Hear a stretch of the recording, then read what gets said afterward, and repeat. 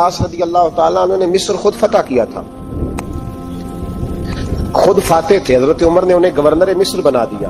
ان کا بیٹا ایک عام آدمی کے بیٹے کو کہنے لگا چلو اپنا اپنا گھوڑا دوڑاتے ہیں، بھلا کون جیتتا ہے. گھوڑے دوڑے، عام آدمی کا بیٹا جیت گیا. گورنر صاحب کے بیٹے نے درہ اٹھایا اور درہ اٹھا کر کے اس جیتنے والے غریب آدمی کی کمر پہ درے مارے. اس کو جب درے لگے تو بیٹے نے گھر آ کے باپ کو اپنی لہو لوہان کمر دکھائی. باپ کے دل میں بڑی قدر ہوتی ہے اولاد. درجے تو لوگ ماں کے بیان کرتے رہتے ہیں، لیکن جتنا باپ پیار کرتا ہے اس کا بھی تقاضا کوئی کر نہیں سکتا. والد نے جب دیکھا نا لہو لوہان گردن تو والد چیخے، روئے، اور پھر پتہ نہیں اگلے 1.5 منٹ میں اس بچے کے والد کو کیا ہوا، اس نے آنسو پونچھے اور بیٹے کو کہنے لگا میرے گھوڑے کے پیچھے بیٹھ. کدھر جانا ہے؟ فرمانے لگے یہ ظلم کا دور نہیں، یہ عمر کا دور ہے. ہاں ایسی بات ہے کوئی جو مرضی کر جائے؟ بیٹھ میرے گھوڑے پہ. آدھی رات کے وقت پہنچے مدینے اور باہر جا کے وہ آدمی پکارنے لگے، کہنے لگے عمر باہر آؤ، نکلو خوابگاہ سے. جب غریبوں پہ ظلم ہو تو پھر حکمرانوں کو سونے کی اجازت نہیں ہوا کرتی. باہر آؤ. فاروق اعظم آدھی رات کو اٹھ گیا. کیا ہوا؟ کہا عمر دیکھ یہ بیٹا جو میں نے اپنے منہ کے نوالے کھلا کھلا کے پالا ہے، ذرا میرے لال کی پشت دیکھ. تیرے دور حکومت میں یہ حال ہوگا. حضرت فاروق اعظم نے کہا جاؤ بلا کے لاؤ فاتح مصر کو. حضرت عمر بن عاص بیٹے سمیت آئے. جناب فاروق اعظم فرمانے لگے مجمع میں کھڑا کر کے، فرمایا کیوں مارا تو نے اس کو؟ گردن جھک گئی. فرمایا تو گورنر کا بیٹا تھا اس لیے مارا ہے؟ اس غریب آدمی کے بچے کو کہا درے پکڑ اور گورنر کے بیٹے کو اس کے سامنے مار، اور اتنے مار کے اسے سمجھ آئے. جب اس کو درے لگ رہے تھے تو لوگ دیکھ رہے تھے. تھوڑی دیر گزری تو حضرت سیدنا عمر فاروق رضی اللہ تعالیٰ عنہ نے فرمایا گورنر مصر کو بھی سزا دو، اس کے کپڑے اتروا کے اسے ٹانٹ کا لباس پہناؤ. لوگ کہنے لگے حضور گورنر صاحب کی کیا غلطی؟ سنو اور یاد رکھنا. حضرت فاروق اعظم کہنے لگے اس بچے کے دل میں بات ڈالی کس نے کہ تو گورنر کا بیٹا ہے؟ کس نے بات ڈالی کہ تو چودھری کا بیٹا اور باقی کمی ہوتے ہیں؟ کس نے سکھایا اسے؟ وہ طاقتیں بھی ہم کچلیں گے جو سکھاتی ہیں کہ فلانا بڑا ہے فلانا چھوٹا ہے. فرمایا نا، جب کوئی رسول اللہ کا کلمہ پڑھ لیتے ہیں وہ برابر ہو جایا کرتے ہیں. اس کو کس نے سکھایا؟ کس نے سکھایا اس کو؟ گورنر کو بھی. اور پھر حضرت عمر نے تاریخی جملہ کہا حضرت عمر بن عاص کی طرف دیکھ کے، فرمایا جب اللہ نے ان لوگوں کو آزاد پیدا کیا تم نے کیوں غلام بنا لیا؟ جب رب نے آزاد پیدا کیا تم نے کیوں غلام بنایا ہے؟ عزیزو یاد رکھو جب انصاف کا بول بالا ہوتا ہے پھر کوئی آدمی ڈرتا ہے. یہاں انصاف نہیں ملتا. اور میں آپ خود ایک بات یاد آ گئی. حضرت عمر کا زمانہ تھا تو غسان کے بادشاہ نے کلمہ پڑھ لیا. جو لوگ غریب کہلاتے ہیں نا وہ ذرا میری بات پہ زیادہ توجہ کریں. غریبوں کو سنانے لگا ہوں، غریب ذرا توجہ کریں. غسان کے بادشاہ نے اسلام قبول کر لیا اور اسلام قبول کرتے ہی وہ آئے حج کرنے. حج کے بعد فارغ ہوئے تو ایک نفلی طواف کر رہا تھا غسان کا بادشاہ شاہ غسان. حج تو خانہ کعبہ میں بھی وی آئی پی پروٹوکول ملتا ہے، آج تو مسجد نبی میں بھی وی آئی پی پروٹوکول ہوتا ہے. یہاں آ کے بھی، یہاں بھی دیکھتے صحیح کچھ کھڑا کہاں ہے. یہاں بھی پولیس والوں نے بازو پکڑے. سوچو تو صحیح یہ حال کر دیا تم نے مذہب کا. طواف کعبہ ہو رہا ہے اور غسان کے بادشاہ نے جبہ پہنا ہوا ہے باریک اور لمبا. وہ طواف کعبہ کر رہا تھا تو ایک غریب آدمی کا پیر اس کے جبے پہ آ گیا. جب پیر آیا تو اس نے پلٹ کے غریب کے منہ پہ تھپڑ مارا. جب تھپڑ مارا تو اس غریب نے سیدنا فاروق اعظم کی عدالت میں مقدمہ کر دیا. کہا بادشاہ نے تھپڑ مارا ہے. حضرت عمر فاروق رضی اللہ تعالیٰ عنہ نے بادشاہ کو بلایا. فرمایا تو نے اس غریب کو مارا ہے؟ کہا جناب اس نے پیر رکھا تھا. تو فرمایا پیر رکھا تھا تو کیا ہو گیا؟ تو نے کیوں لمبا جبہ پہنا تھا؟ تجھے سمٹ کے چلنا چاہیے تھا. کہا میرے لیے حکم کیا ہے؟ حضرت عمر کہنے لگے یہاں اسے رات میں راضی کر لے ورنہ صبح اسی جگہ اسی کونے میں خانہ کعبہ کے سائے میں وہ غریب تیرے منہ پہ تھپڑ مارے گا اور تجھے تھپڑ کھانا پڑے گا. غریبوں سنو سنو. ساری رات وہ غسان کا بادشاہ غریب کی منت کرتا رہا تو راضی ہو جا. غریبوں تم سے شکوہ ہے، تم 2-4 لاکھ پہ راضی ہو جاتے ہو. غریبوں تم سے شکوہ ہے، تم انصاف ہونے نہیں دیتے. غریبوں تم تھوڑی تھوڑی بات پہ مطمئن ہو جاتے ہو. تھوڑی تھوڑی بات. جتنے غریب تن ہیں لباسوں سے دور دور اتنی ہی چادریں میں مزاروں سے چھین لوں، اور جتنے غریب گھر ہیں اجالوں سے دور دور اتنی ہی روشنی میں ستاروں سے چھین لوں، اتنی تو ہمتیں ہو میری کم سے کم بلند کہ شاہوں کے تاج فخر اشاروں سے چھین لوں۔ تمہاری زیادتی ہے، تم نے ظلم پروان چڑھایا ہے۔ جب تم چودھری کے کہنے پر، ایم این اے کے کہنے پہ راضی ہو جاتے ہو، تم انصاف ہونے نہیں دیتے۔ ڈٹنا سیکھو، کھڑے ہونا سیکھو۔ جب اسے کہا نا راضی ہو جا، تو وہ غریب کہنے لگا میں راضی ہو جاؤں اور کل تو کسی اور کو بھی تھپڑ مارے؟ فرمایا جتنی تیرے پاس دولت ہے لا کے قدموں میں رکھ۔ ہم دولتوں کی پرواہ اس لیے نہیں کرتے کہ ہم نے محمد عربی کا چہرہ دیکھا ہوا ہے۔ اب میری نگاہوں میں جچتا نہیں کوئی، اس لیے کہ جیسے میرے محبوب ہیں ویسا نہیں۔ تم اثر لینا چھوڑ دو، تم اثر بڑا لیتے ہو۔ ہاں تمہارے اوپر چیزیں اثر انداز ہوتی ہیں، اس لیے انصاف نہیں ہوتا۔ ڈٹنا سیکھو، کھڑے ہونا سیکھو۔ جو بھائی ڈٹ جاتا ہے نا وہ بڑے کمال کر جایا کرتا ہے۔ ساری رات مناتا رہا۔ حضرت عمر سے کہنے لگا وہ نہیں مانتا، تو جناب عمر کہنے لگا پھر تیاری کر لیں، ہم بادشاہ نہیں دیکھیں گے، دولت نہیں دیکھیں گے، ہم رسول اللہ کا دین دیکھیں گے، ہم نبی پاک کا نظام دیکھیں گے۔ وہ بادشاہ رات کو دوڑ گیا، بھاگ گیا، جا کے عیسائی ہو گیا۔ لوگوں نے کہا اتنا قیمتی آدمی عمر نے ضائع کر دیا۔ فرمایا چپ کرو، میں نے کوئی چیز ضائع نہیں کی، میں نے تو اپنے رسول کا دین بچا لیا ہے، کوئی شے ضائع نہیں ہوئی۔ عدل جب تک میں پھر کہوں گا اس عدل کے نقصان میں ہر آدمی برابر کا شریک۔ ہم عدل ہونے نہیں دیتے، ہم عدل قائم نہیں کرتے، ہمارا تقاضا ہی نہیں کہ عدل ہو، ہم اپنے آپ کو عدل کے لیے پیش ہی نہیں کرتے، مزاج ہی نہیں۔ حضرت علی المرتضیٰ ایک جری انسان تھے، اور وہ علی تھے جن پر انسانیت رشک کرتی، اور مولا علی وہ ہستی تھے کہ میرے مصطفیٰ کریم صلی اللہ تعالی علیہ وسلم نے فرمایا اس کے دیدار کو تو فرشتے بھی آیا کرتے ہیں، نہ بڑا آدمی۔ اور پھر امیر المومنین خلیفۃ المسلمین حضرت علی، خود مولا علی نے حضرت قاضی شریح کو قاضی بنایا، چیف جسٹس بنایا، اپنے ہاتھوں سے تعیناتی کی۔ حضرت مولا علی رضی اللہ تعالیٰ عنہ کی زرہ گم ہو گئی، کافی دیر گزر گئی تو ایک یہودی کے پاس وہ زرہ آپ کو نظر آئی۔ حضرت علی نے ڈائریکٹ اس سے چھین نہیں لیا، حالانکہ امیر المومنین تھے۔ ہمارے ہاں ڈنڈا بھی بڑا چلتا ہے نا، کوئی طاقتور ہوتا ہے وہ تو تھانے جاتا ہی نہیں، اس کو ضرورت نہیں، اس نے تو بندے رکھے ہوئے ہیں، اس کو تو پتہ ہے کام کیسے لینا ہے۔ لیکن حضرت علی نے آئینی رستہ اختیار کیا، قانونی رستہ۔ قاضی صاحب کی عدالت میں مقدمہ کیا کہ فلاں یہودی کے پاس میری زرہ ہے اور وہ چوری ہو گئی تھی، گر گئی تھی، گم گئی تھی، مجھے دلائی جائے۔ قاضی صاحب نے بلا لیا یہودی کو، امیر المومنین بھی کٹہرے میں۔ قاضی صاحب کہنے لگے اس سے کہ زرہ تیری ہے؟ اس نے کہا جی میرے پاس ہے تو میری ہے۔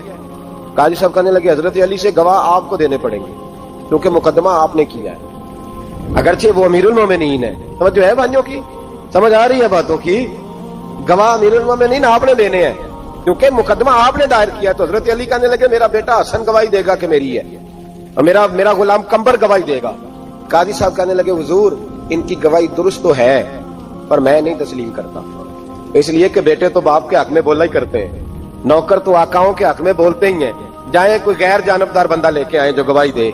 حضرت علی خاموش ہو گئے، کہنے لگے ابھی میرے پاس ایسا کوئی گواہ نہیں۔ قاضی صاحب کہنے لگے چلیں پھر آپ یہودی کو راضی کریں، آپ نے کیوں بلا وجہ گھسیٹا عدالت میں، راضی کریں، انصاف کا تقاضا ہے۔ حضرت علی قریب گئے، کہنے لگے بھیا ناراض نہ ہونا، زرہ تو میری ہے، ناراض نہ ہونا، میں نے غلط مقدمہ نہیں کیا، علیحدہ بات ہے کہ میرے پاس گواہ نہیں تو میں کوئی بے انصافی نہیں کر سکتا، تو میرے ساتھ چل تجھے کھجوروں کا حلوہ کھلاتا ہوں تاکہ تو راضی ہو جائے۔ وہ یہودی کہنے لگا میں نے قاضی صاحب کا انصاف دیکھا اور جناب علی کا انصاف کے لیے کھڑا ہونے دیکھا تو میں مولا علی کے قدموں میں بیٹھ گیا۔ میں نے کہا علی جب تیری یہ شان ہے تو محمد عربی کا کیا مقام ہوگا؟ میں نے کلمہ پڑھنا شروع کر دیا۔ دیکھیں نا تقاضا پورا کیا ہے حضرت علی نے۔ تو وہ کہنے لگا علی تیرے انصاف کے رنگ نے نا، جملہ یاد رکھنا، کہنے لگا یہودی علی تیرے انصاف کے اس رنگ نے میرے دل سے کفر کی میل دور کر دی، تیرے عدل نے میرا کفر توڑ دیا، کفر۔ لیکن شرط دیکھیں نا، غریب آدمی ابو ایوب انصاری، ماڑے بندے، اب تو پیر اور مولوی بھی گنجائش نہیں نہ دیتا کسی کو بولنے کی، تو سیاست دان تو اللہ ہی کی پناہ، وہ تو پتہ نہیں کس طرح سوتے ہیں رات کو، اللہ ہی جانتا ہے، پتہ نہیں کس طرح اپنے آپ کو مطمئن کر کے وہ زندگیاں گزار رہے ہیں، خدا ہی بہتر جانتا ہے۔ حضرت عمر فاروق جیسا دلیر اور جرری آدمی جمعہ پڑھانے مسجد میں داخل ہوئے تو جناب ابو ایوب انصاری دروازے پہ کھڑے ہو گئے، کہنے لگے عمر تیرے نوکر نہیں، ٹائم پہ آیا کر، بڑی دیر سے کھڑے ہیں، کیوں دیر سے آیا؟ بڑے جلالی تھے نا حضرت عمر، لیکن وہ جلالی اس وقت تھے جب کوئی ظلم کرتا تھا، اور ذات کے لیے جلالی نہیں تھے۔ کب وقت پہ آیا کر، کو ملازم نہیں تیرے؟ تو سیدنا فاروق اعظم منبر پہ چڑھے اور فرمانے لگے اللہ ابو ایوب انصاری کا بھلا کرے، جب تک اس طرح کے لوگ موجود ہیں کوئی بادشاہ بگڑے گا نہیں. اللہ اس کا بھلا کرے, اس نے میری توجہ صحیح. اور پھر عمر رو پڑے, رو کے فرمانے لگے مسلمانوں معاف کر دو, غلطی کوئی نہیں, میرے پاس کرتا ایک ہی ہے. اور عبداللہ کی ماں نے وہ دھو کے خشک ہونے کو ڈال دیا تھا, غریب ہوں, کرتا دوسرا کوئی نہیں, تو وہ ذرا نا خشک ہونے میں آ کے دیکھ لو ابھی بھی گیلا ہے, مجھے معاف کر دو, میری غلطی نہیں ہے. صحابہ درد کے ساتھ رونے لگے اور کہنے لگے اللہ اس طرح کے حکمران ہمیشہ عطا کرتا رہے. میرے بھائی تو انصاف کا رنگ تو دے, ان تقاضوں کو سمجھنا. یہاں کسی کی جرت ہے بول سکے, طاقت ہے کسی کی, لیکن انہوں نے اپنے آپ کو پیش کیا, سامنے پیش کیا اپنے آپ لوگوں کے سامنے. دو مال غنیمت کی چادریں بانٹ رہی ہیں, سب کو ایک ایک ملی ہے. فاروق اعظم جمعہ پڑھانے آئے تو اسی چادر کا کرتا, اسی کی تامت. لوگ کھڑے ہو گئے, عمر بتا تو نے دو کیوں لی؟ یہ انصاف ہے, یہ عدل ہے, کیوں لی دو؟ حضرت عمر کہنے لگے میرا بیٹا جواب دے گا. عبداللہ بن عمر بولے, کہنے لگے ابا جی کے کپڑے بڑے پرانے ہو گئے تھے, میں نے اپنے حصے کی بھی اپنے ابا جی کو دے دی ہے. دیکھیں نا, یہ انصاف میرے نبی پاک نے کیا ہے, صحابہ نے سیکھا ہے. میں اور آپ تیار نہیں, ہم تیار نہیں انصاف کے, ہمارا مزاج نہیں انصاف کا. ہمیں خود بہت سارا آگے پیش ہو کے رنگ دکھانا پڑے گا, اس کے لیے ہماری تیاری نہیں. اس لیے ہم حکمرانوں کو گالی دے کے چپ کر جاتے ہیں, اس لیے ہم وکیلوں کے کہتے ہیں بکتے بڑھائیں, جج بکتے, یہ باتیں کر کے ہم خاموش ہیں. ہم پیش نہیں کر پا رہے, ابھی تک ہم اپنے آپ کو کھڑا نہیں کر پا رہے کہ ہم سے مطالبہ کرو انصاف کا, کھڑا نہیں. حضرت سیدنا علی المرتضیٰ شیر خدا رضی اللہ تعالیٰ عنہ فرماتے ہیں بدر کے لیے جب جا رہے تھے تو سواری ایک تھی, سوار تین تھے. ایک سواری اور سوار تین. فرماتے ہیں نبی پاک صلی اللہ علیہ وسلم نے فرمایا تین اکٹھے نہ بیٹھنا, دو بیٹھے, سواریوں کو تکلیف ہوتی ہے. قربان جاؤں, کیسا رسول دیا ہے جو جانوروں کے حقوق کا بھی خیال فرماتے ہیں صلی اللہ علیہ وسلم. فرمایا دو بیٹھے. حضرت علی کہتے ہیں پہلے میں اور نبی پاک صلی اللہ علیہ وسلم بیٹھے, اور تیسرے ہمارے ساتھ ابو درداء رضی اللہ تعالیٰ عنہ. فرماتے ہیں جا رہے تھے بدر کے لیے, پہلے میں اور حضور بیٹھے, پھر نبی پاک اور ابو درداء بیٹھے. فرماتے ہیں پھر نمبر لگ گیا میرا اور ابو درداء کا, اور مصطفیٰ نے گھوڑے کی لگام تھامی. حضرت ابو درداء تڑپ اٹھے, کہنے لگے علی نہ طبیعت مانتی ہے, نہ آدم مانتا ہے, نہ عشق مانتا ہے, تو اس طرح کر, میں تو چھوٹا ہوں, آپ کہیے رسول پاک سے, آپ ہر لحاظ سے بڑے ہیں, آپ عرض کیجئے کہ حضور نہ آدم مانتا ہے, نہ عشق مانتا ہے, نہ پیار مانتا ہے, نہ تقاضا ہے, مہربانی کرے آ جائیں. حضرت علی ہاتھ باندھ کے عرض کرنے لگے محبوبہ ٹھیک ہے, باری آپ کی پیدل چلنے کی ہے, پر مہربانی کریں, ادب پیار اور محبت مجبور کر رہی ہے. تو حضور نے فرمایا علی چپ کر, میں عدل نہیں کروں گا تو لوگ عدل سیکھیں گے کیسے؟ اگر میں عدل نہیں کروں گا تو قوم سیکھے گی کیسے؟ مجھے عدل کرنے دے, انصاف کرنے دے. فرمایا چلنے دے مجھے پیدل, کچھ نہیں ہوتا. تقاضا عدل جب تک پورا نہیں ہوتا, آپ یقین کریں میرے صاحب کہا کرتے تھے میں عدالت کو عدالت نہیں کہتا, کچہری کہتا ہوں, اس لیے کہ عدالت وہ ہوتی ہے جہاں عدل ہوتا ہے. یہاں تو حال یہ ہے, بتائیے وکیل کو نہیں پتا ہوتا کہ جو میرے پاس آیا یہ غلط آدمی ہے, وہ اس کی حمایت کرتا ہے کہ نہیں, اس کے ساتھ چلتا ہے کہ نہیں, جھوٹ کے ساتھ آخر تک لڑتا ہے کہ نہیں لڑتا. جو گواہ بن کے جا رہے ہوتے ہیں انہیں پتا ہوتا ہے کہ نہیں کہ ہم جھوٹے کی گواہی دینے جا رہے ہیں. تو پھر کیا سارا ظلم حکومتیں کر رہی ہیں؟ معاشرہ بھی تو اپنی ترتیب بدلے نا, لوگ بھی تو اپنا رنگ بدلے نا, لوگ بھی تو طبیعت بدلے نا. کون منتخب کرتا ہے انہیں ظالموں کو؟ عوام, اور پھر اس کے بعد شکوہ بھی عوام ہی کرتی ہے. خدا را تقاضے سمجھو, مزاج سمجھو, طبیعت سمجھو اسلام کی. میرے نبی پاک صلی اللہ علیہ وسلم نے عدل کا بول بالا کیا ہر مقام پر, ہر نقطے پر. رسول پاک صلی اللہ علیہ وسلم نے عدل اور عدل کی آواز بلند فرمائی. کوئی مقام ایسا نہیں. آپ پڑھیے کتابیں, اگر ایک کلمہ پڑھنے والے اور یہودی کا فیصلہ آیا ہے اور نبی پاک صلی اللہ علیہ وسلم نے یہودی کو حق میں سمجھا ہے تو نبی پاک نے یہودی کے حق میں فیصلہ دیا. وہ منافق بگڑ گیا ہے, حضرت عمر کے پاس گیا ہے, لیکن حضور نے فرمایا جہاں جاتا ہے جا, فیصلہ وہی کیا جائے گا جو عدل پہ مبنی ہوگا. میرے رسول پاک علیہ الصلوۃ والسلام کے صحابہ کے قریب دنیا داری آ سکی نہیں آئی. حضرت ابو بکر صدیق نے پانی مانگا تو لوگوں نے دودھ دیا, فرمایا پیچھے کرو. ابو بکر نے نعمتیں چھوڑ دیے. اب ابو بکر وہ والا کام کرتا ہے جو رسول پاک نے کیا ہے. فرمایا نہ دودھ شاید پیش نہ کرو, جو مانگتا ہوں بس وہ دو. حضرت ابو بکر صدیق نے بڑے مالدار تھے. حضرت عمر فاروق رضی اللہ تعالیٰ عنہ کے پاس صحابہ کرام جمع ہو کے آئے. کون سا ایسا شخص ہے جس کی تنخواہ میں اضافہ ہو جائے؟